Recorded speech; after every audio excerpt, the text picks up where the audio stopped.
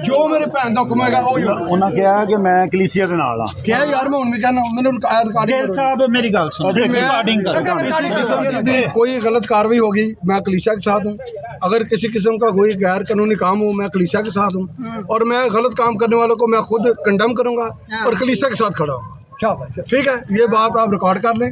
गिल साहब अगर आपके कमिटमेंट में फ़र्क आया तो यकीन माने पूरे मोहल्ले की तरफ से सबसे पहले आप मुझे फेस करेंगे। गिल साहब बड़ा सीरियस रिएक्शन आएगा और ये कमिटमेंट पूरे होने पहली बात ये भाई कि दूसरी बात ये एफिडेविट पे बात कुछ नहीं करना है।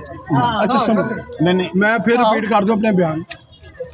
कोई गैर कानूनी काम हो, कोई गलत काम हो, कोई कलीसिया को नाराज़ करके काम हो, मैं कलीसिया के साथ हूं। मुझे खुदावंद के जलाल के लिए अपने आप को इस्तेमाल करना है। मुझे इसलिए डर कोई नहीं लगता। मैं तो क्या यार को कुछ